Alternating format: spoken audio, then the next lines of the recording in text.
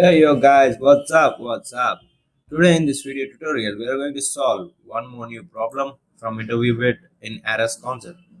Okay, let's see today what we have here. So it's a repeat and missing number array, which is of medium level and it was previously asked in Amazon. Okay, cool. Let's see what we have here today. Please, please, there are some few instructions. Please take care to make sure that you are typecasting your ends to long properly and at all places. Okay. Try to verify if your solution works if number of elements is as large as 10 power 5. Okay, leave all this. Let's get into the problem. You are given an read-only array of n integers from 1 to n. Each integer appear exactly once except a which appears twice and b which is missing. Return A and B. Okay, nice. Here we are given an example. Say for example in this input array, here we have 3 as the repeated number and 4 is missing. So we are required to return 3 and 4. This is the question. Okay, this is very easy question. We can say, but but this thing is very important. Your algorithm should have a linear runtime complexity. Okay, could you implement it without using any extra memory? Yeah. So let's see. Let's not cross the space complexity more than order of one. So we'll try to do that. I'll tell you some approaches how to do this. The first approach could be you can go to a sorted array. We can sort the array and we can check which index is missing. So as we are sorting the array, the method one is what we are sorting and checking. Okay, sorting takes order of n log n and checking for this and checking takes order of n, which implies that overall time complexity of the algorithm goes something like order of n log n. Okay, so this is it. So if you consider method 2, in method 2 what we can do is we can make use of a hash map and we can record all the frequencies of which element is present and which element is not present.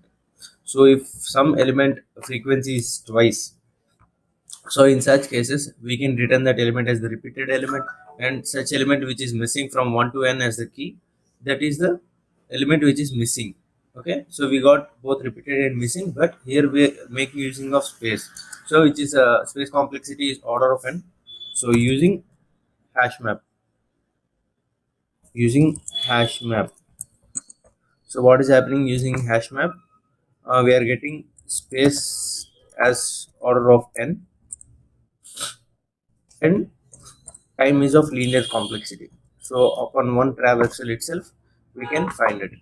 So we want a method which is much more efficient, which is not using a space of order of n, and our requirement is something like space order of 1, time order of n. Okay, so let's go to the third approach. In the third approach, method 3.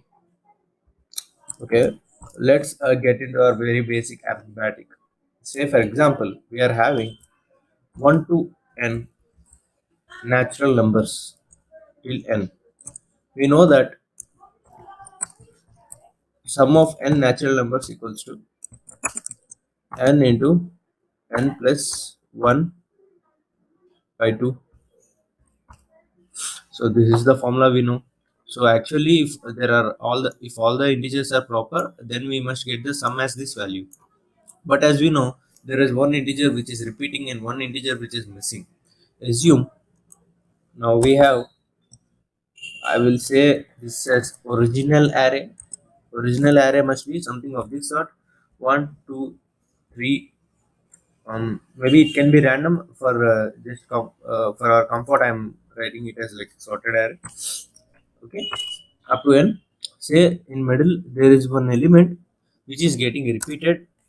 Say it to be, oh sorry, this is the original thing. Okay, So let's consider the fake array. Fake array in the sense it has one element repeated and one element is missing. Instead of that missing number, one element is getting repeated. Okay, 1, 2, 3, something. Say for example, the element which is getting repeated is R. Okay, so R right. Okay, R is twice until n. Okay, here we must only have one R. We should not have two R's. But here instead of one R, there must be O, which is say for example, it's an original element.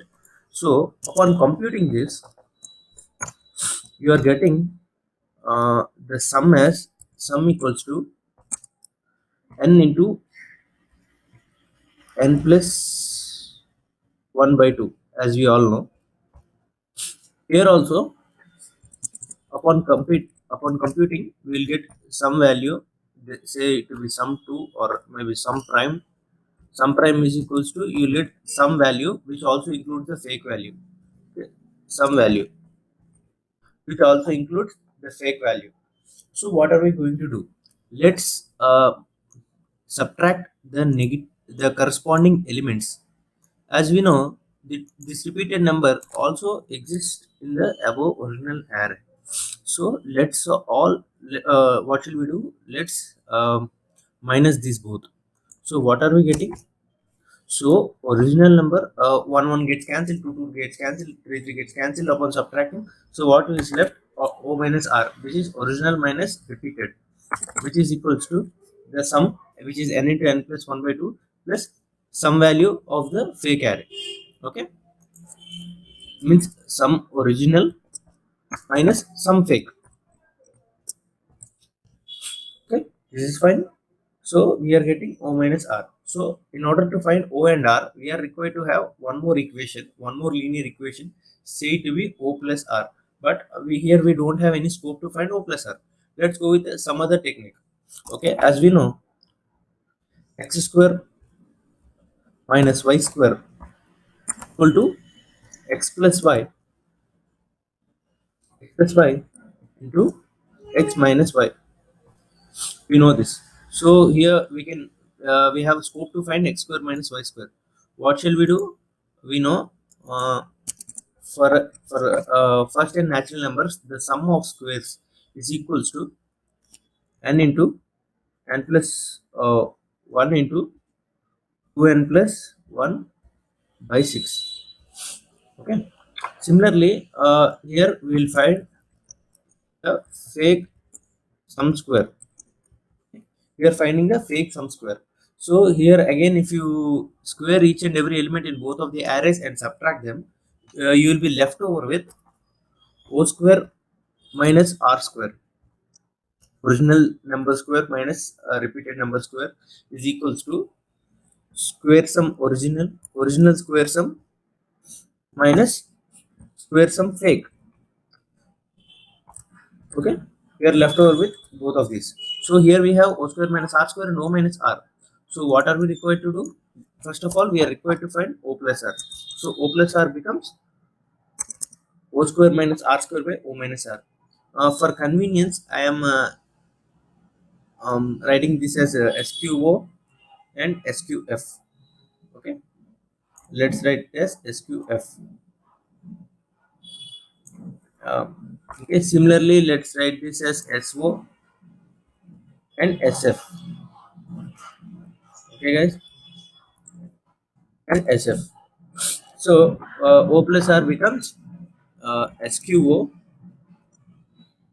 minus SQF divided by SO minus SF. SO minus SF. Okay. Now we have two linear equations required. Let's remove this and put it here for convenience. I am also okay. Out of these two equations, in order to obtain the original value, what we are required to do? We are required to add both of these equations. Okay. Upon adding both of these equations, what we are getting? So 2O equals to SO minus SF plus SQO minus SF divided by SO minus SF. So I'm writing it as SQO minus SQF. SQO minus SQF divided by SO minus SF. So this is we are getting this upon dividing by 2, we are getting the original value. We are getting the original value upon dividing by 2. And here we have, using the first equation, we can find the R value as O minus of SO minus SF. So this is it. We have both the original value and repeated value. But what we must take care is, here we have the input array is of type int. So each and every element is of int. But we don't know whether the sum of all the elements and square sums of all the elements are gonna exceed the maximum value of, like, the maximum capacity of the int variable. So here we are required to declare a long int which provides us a scope till 2 power 64. So we are providing a long int, say it to be sum, okay, as so as we mentioned here. So as original, which must be equals to, before doing that, let's declare a variable int n equals to, um say, size of the input array. So we are getting that. So long int so equals to, as we know, it is equals to n into n plus 1 by 2. So I am doing n into n plus 1 by 2. Okay, good guys. Next, we are required to do one more long int for the square. So let us say it to be SQO. Okay, SQO, as we all know, it is going to be n into n plus 1 into 2 n plus 1 by 6, n into n plus 1 into 2 into n plus 1 by 6. So this is it. So we got both of the equations. Now let's traverse through the loop int I equals 0 semicolon I less than n semicolon I plus plus. So here we have the first for loop. So what are we going to do? Upon traversing, we are gonna remove each and every element from the SO and SQO. So SO becomes SO minus A of I. So SQO becomes SQO minus A of I. So what are we doing? We are basically trying to compute this value. Okay, these values SO minus SF. So instead of separately calculating the SF, we are removing each and every element upon traversal. Okay, so what will be left over? We will be left over with the value of SO minus SF and SQO minus SF by the end. So we know that, say in original, uh, sorry, again we are going to declare a long int. Sorry, I made a mistake here. This must be A of I into A of I.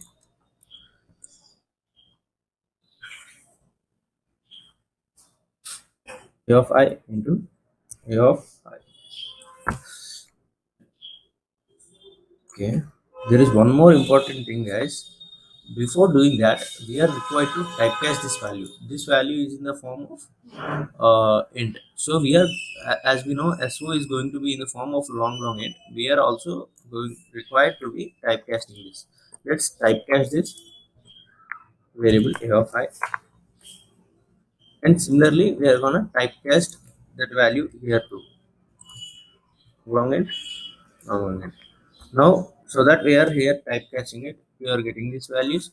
So next, long and say original value. What we know, the original value uh, is of the form SO minus SF. Here it is nothing but SO equals to SO, uh, SO minus SF plus SQ minus SF by SO. Okay, so it is going to be SO plus uh, SQO by SO divided by 2. This is the original value. Again, one more long integer, which is say f fake value. Sorry, I mean repeated value, or repeated value equals to what we know, o minus so minus sf. So this is going to be o minus so. Okay, upon okay at the last we are going to return the value r and o. Let's check the code.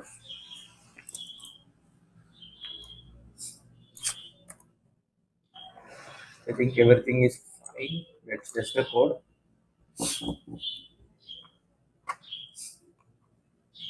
Yeah, all test cases passed. Let's submit the code.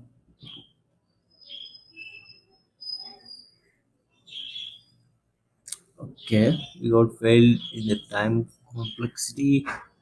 Why so? Let's see. Maybe I think this is also needed to be long. Let's check.